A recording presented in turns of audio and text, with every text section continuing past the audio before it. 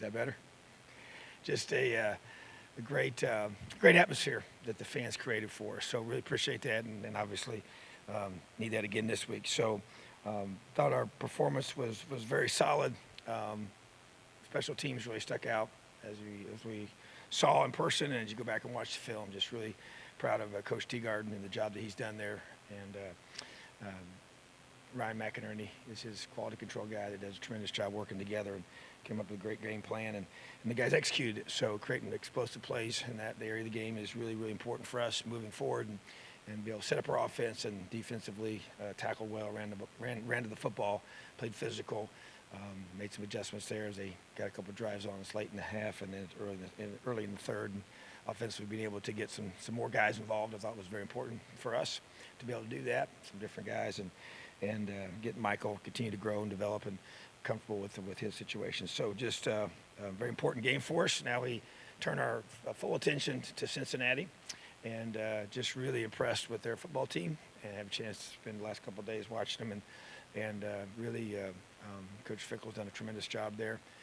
in both recruiting. Last couple of seasons they've won a lot of football games, and very, very talented quarterback, and just a lot of good speed and skilled guys across the board and in the backfield, and big men up front, and defensively very, very disciplined, very sound, and don't give up a lot of things, and really do a good job tackling and keeping things in front of them. So really, really good football team. They're ranked what they are for a reason, and they've earned it. So just very excited about the opportunity that it creates this weekend, and excited for our fans to be able to be there in full force. Know it's already a sellout, and just really means a lot to me that the fans are getting behind us, and we understand the opportunity that this presents. So really excited about this coming weekend, and ready for questions.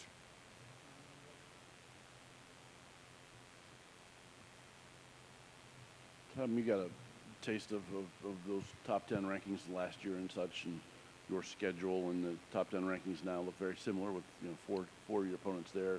But with an opportunity with Cincinnati coming into town this week, and especially with how the first opportunity at Iowa didn't go the way you wanted, how much of a sense of urgency do you feel in this weekend's game to make more of a statement than you did in week one? Well, I think that's sense of urgency is probably a good way to put it. I think there's no question that's what this situation creates. I think that just like you mentioned, you have opportunity week one, and we're going to have many opportunities as you see the polls out as the season unfolds to be able to play against top teams in the country, and our schedule is full of them, and this is the next one. And so we told our team yesterday, and it's the biggest game of the season because it's the next one, and our guys understand that. And but yes, what an opportunity that it presents itself, and the chance to be able to just go out there and prove yourself every week, and that's really what it comes down to. And I think that's what we talked about, even before 2 weeks ago, and leading up to that, just being able to understand that it's about earning it every single week. And when you play such a schedule like we do, then you are blessed with the opportunities to be able to play elite teams consistently. So you, no matter what happens in the past, good or bad, you got to flush it, and you got to get ready for the next opportunity, and that's what this one presents. And so definitely one that we want to make sure we're fully ready for. You mentioned at the top just talking about Mike and his seeing his comfort level improve a little bit. I guess just wanted to see if you could elaborate on that a little bit. What did you, when you had a chance to watch him again, just how are you seeing him progress in terms of getting more comfortable in there? How do you think you guys did from a play calling perspective in creating rhythm for him and starting him on that lane? How much closer do you think he is to looking like himself at this point? Yeah, I thought it was an important next step. Definitely have more work to do, but I feel like that it's important to get the run game going. With Stephen Carr, and he was our offensive player of the game, and I think that's indicative of how their offensive line blocked, and the perimeter blocking, and tight ends blocking, and he and all the running backs ran the football well.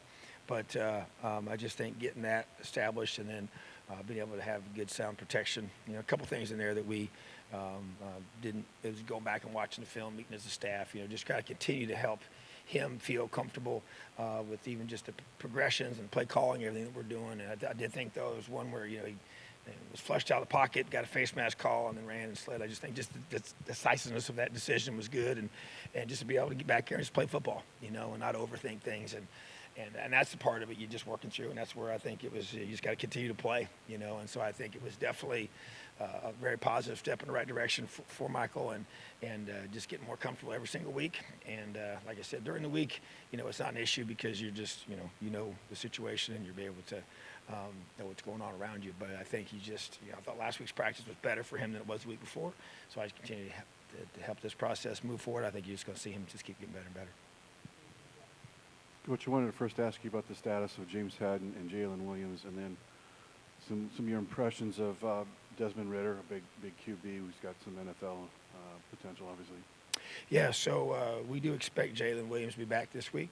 And so James Head, I doubt will be. He's still coming back from an injury, and so he's progressing well, doing more and more every single week. I think he'll be back hopefully in the near future. But in regards to Desmond, he's a special player. The thing about it, he's a long guy. He's 6'4". He's big. He's 215 plus pounds and runs a lot. Runs really, really effectively. And as we all know, that puts challenges on a defense when a quarterback can do that. And he stayed healthy. He runs the ball a lot, but has to be able to stay healthy, and that's a tough thing to do at this level. And really, his passing just keeps getting better and better. You go back and watch in years past, which we've done that when you go through, and this is obviously a team we spent a lot of time studying over the summer as well, and looking at previous years and see his growth as a quarterback. And he's just really throws the ball down the field with a lot of accuracy now, and just really has a really talented receiver core. So very, very good football player, definitely future NFL guy. And yeah, I mean, you have that kind of guy, leading your team. That's a very, very good formula for a lot of success. Yeah, Coach, I know the secondary's been pretty banged up through the first 2 weeks of the season. I mean, what's your assessment of the back end so far, and what are you looking for, next week against Cincinnati? Yeah, we have been a little bit, and Devon Matthews, we'll know more about him later this week. And but we also did find out that Chris Keys tore his ACL in the game, and so he'll be out for the season, which is disappointing for him, and I really feel bad for him. And he's worked really, really hard. And so Noah Pierre is really going to probably be elevated in his move him from playing mostly safety to playing corner. And so, but that's just part of going through the season. But getting Jalen back will be big for us, and just got to continue to develop our younger guys, and that's where it's going to be big. And hoping to get Jonathan Haynes back in the mix this week as well. And so that will help us as we get Devon, a.k.a. Monster, get him back with us as soon as possible. So, but yeah, it's just, every year it seems like maybe a certain position that has a little more challenges than others, and that seems to be our spot for this year. But guys are working really hard back there, and obviously their role is going to be huge this weekend because our secondary and will be tested by a very, very talented receiver core and really, really elite quarterback. So just expect them to play a little better this week than we did last week. That's the whole key. Our defense made a lot of growth in some areas last week or week 1 to week 2. And because of that, Micah McFadden and Ryder Anderson were both our defensive players of the game. And just those guys, their leadership and their production continues to be at a high level. So just really encouraged by the secondary. I know they caught some passes on us underneath. A lot of that was leverage and positioning, different things. But just got to continue to get better. And I know we will because our guys are really, really motivated, and we've got a great staff. Coach, getting back to the offense and getting them going, obviously that starts and stops with the offensive line. The progression there, it's a veteran line, so thought it may be a little bit further along. They give up back-to-back sacks the other night in a sequence that probably didn't make you very happy. But where are they right now, and how far along are they to getting both the passing and running games going? Yeah, to me, I need to continue to develop there. The two plays that you alluded to. First one got beat on a TE stunt, which shouldn't happen. It was a mistake in communication, and that's kind of what I talked about before. I think that's the part you have to continue to work through when you have the guard tackle working together. And as with Luke now back, those guys have another week to be together. And there was poor communication on the one side, and then Luke just got beat one-on-one, off the edge, and which can't happen. And but those were the two sacks that we gave up. And yeah, definitely, I just think every single week we just go through, and I felt like there was, even in the run game, there was some improvement for sure. And I felt like that, and as I mentioned before, their two inside guys were very big and strong and talented guys. And just really, guys had to really strain and work and finish, which is good, And so, but felt like that we were on the right people more even than in the past. Stayed on guys. We had better effort up front, better finish up front. Still got to make sure we don't miss reads with our backs. That happened a couple times, which affected some runs, and we'll continue to get better at that. But I think it's just a collective group, with Stephen Carr, he is new, working with those guys, working with our system, just learning more and more reps. Obviously wasn't here over the summer, wasn't here in the springtime, so you just continue to get everything we've done from fall camp on. So, yeah, it's just a group that has continued to mesh, and to me, that's what we always say. The teams are made during the season, and you just every single week, the work that you put into it and everything that we do in practice. And one thing we're doing, too, a lot more of this year is we're doing more good on good during practice to be able to create a better look for each side of the football to be able to really do a good job of preparing our front, because that's the key on both sides, to be able to work against high-level guys that can give you the proper resistance, the proper movements, and you have to execute technique at a high level to be able to get that. So that's something that we're really working hard on, and our O-line needs to keep coming together. They have to play really, really well, because it definitely starts and stops with them. I guess returning to Michael for a second, I think the word you used was instinctive, talking about just a couple of the things that he did on Saturday. Who's that? Michael Penix. Yeah. I guess as you sort of evaluate how he can get better, how he can improve from these first 2 weeks, how much of it is technical in your mind, and how much of it maybe is more just finding that timing, that rhythm to where he's doing things kind of almost without thinking, where everything is just kind of, as you said, instinctive for him? Yeah, I think it's more rhythm.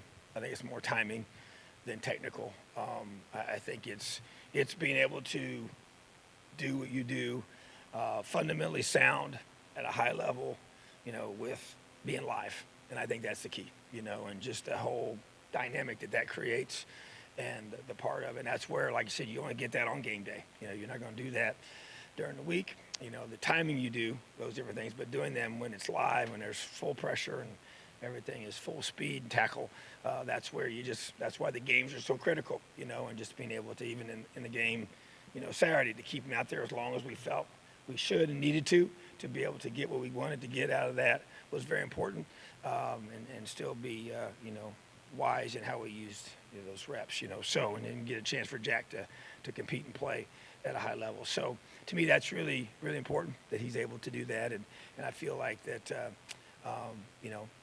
the more he plays, the better he's going to get, and the more of those natural things, those instinctive things that he does and has already built inside of him, those keep coming out more and more each week, and that's what we expect to happen. And even as the competition increases and intensity increases, and you have to continue to play at a high level. Tom, what are 2 or 3 points of emphasis that you'll throw at your guys before this game against Cincinnati? I think number one, it's a just continued focus on just a relentless attention to detail. I just think that has to be, how you perform in those pressure moments. We've had a chance to play really, really good football team week 1, and that exposes certain things. And so now they have to be able to, another opportunity to play another top 10 team, and to play them and have the execution of our offense, execution of our defense, execution of our special teams, and at elite level, the attention to detail in those things, in those moments, against that type of competition. That's the focus, and that's the way I want our guys to prepare and how we ultimately are going to play. So that's step number 1 for me.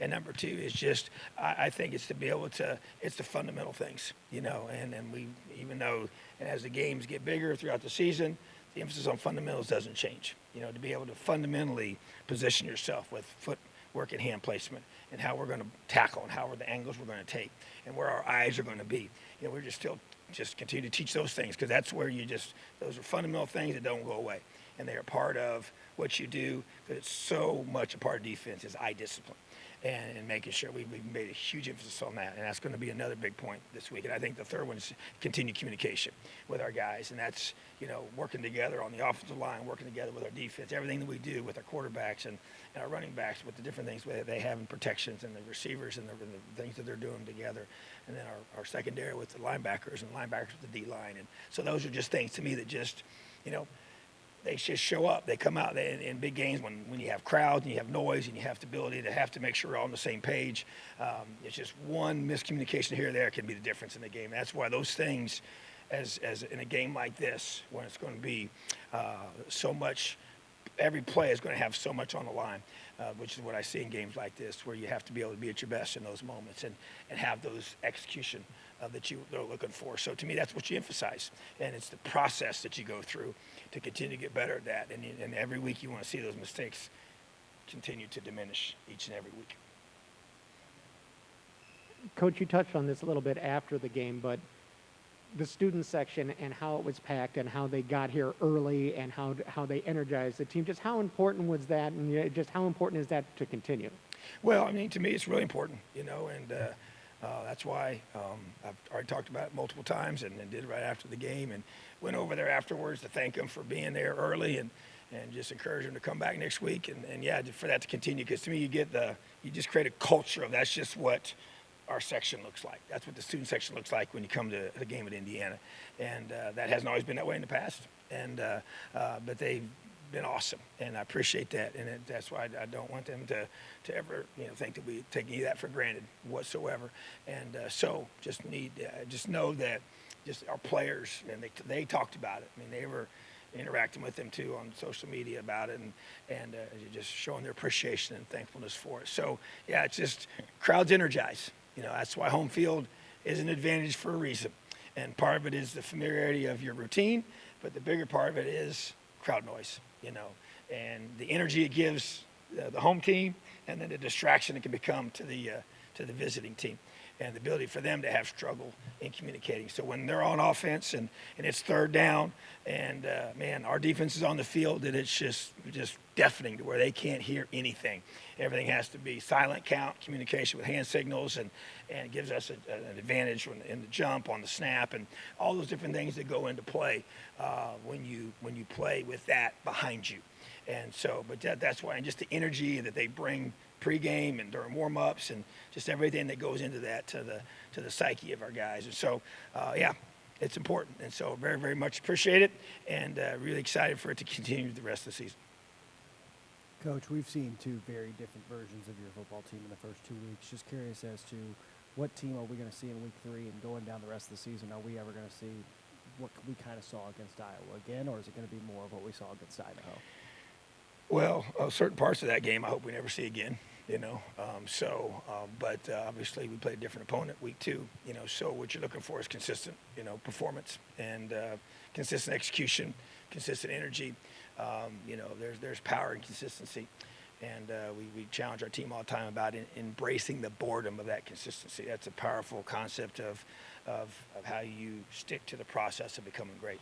And it's something that we teach a lot of time to our guys. And even though we got a lot of guys who play a lot of football, you can never, you just have to maybe rephrase it in certain different ways to be able to emphasize it, but so it doesn't become stale. But at the same time, that's what you want. It's consistent performance. And so to be able to execute things I've talked about, answering previous questions about, to be able to do the fundamental things the right way, critical moments of the game, and being able to execute offense, defense, special teams in those moments when it counts the most, and when the game's on the line, and when there's a lot to play for. So, but that's where, you want guys to get to where that just becomes the norm. This is how we play. This is the standard. It doesn't matter. The opponent doesn't drive that. The clock doesn't drive that. The circumstances don't drive that. You drive that, and you control that, your focus and your attention to detail. So that's what we're trying to get to as a program, as a team. And that, to me, is where, you want to be able to have just that steady. That's who we are when we play. That's what we talk about, our DNA on each side of the football. Offense, defense, special teams. That's who we are. That's what we're known for. And when you see us play, that's what you think of. And that's what we want. And that's what we talk about. Those things are plastered in every single room. We talk about them every single day. And we want that consistent performance from our guys. So that's the expectation, for this program, is to be able to perform in those moments at a high level. Almost following up on that, I guess, with some of those expectations that you talked about, I think this game against Cincinnati was scheduled in something like 2014. You weren't here yet at the time. And I guess seeing kind of the evolution of both programs kind of on a larger scale, was this a game that you expected 5-6 years ago to be a nationally relevant game like this? How have you seen both of these programs develop to the point where this is a game that I guess, matters at a national level? Yeah, I would say, if you think back, and I don't know exactly when the game, I know it was scheduled before I got here, and I got here in 2016. So if it was scheduled in 2014, I mean, back then, I know we played them when I was at University of South Florida in 2015, and they had the number 4th ranked offense in the country, and they were a really good football team.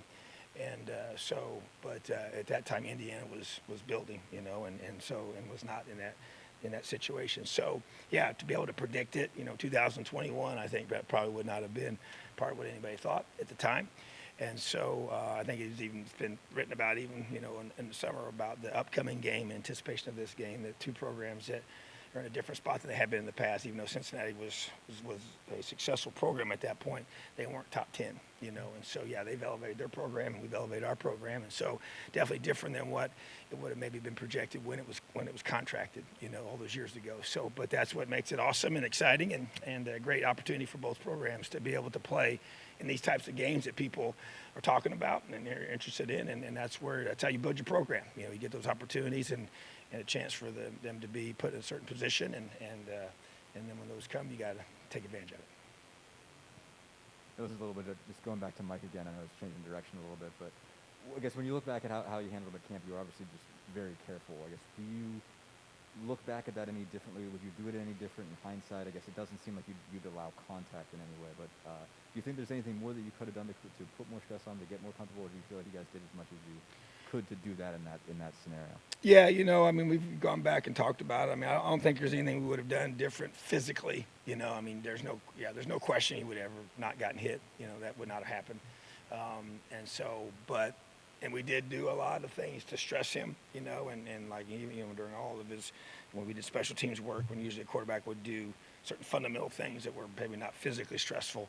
He was conditioning, he was doing everything rehab-wise and just strengthening and just running and working with our strength staff and just really kind of stressing his body in a big, big way. So, but I think, the actual, it's like you have when you have a young player, just one thing you can't do is simulate a game, and being able to have all that involves in that and how you feel in that moment.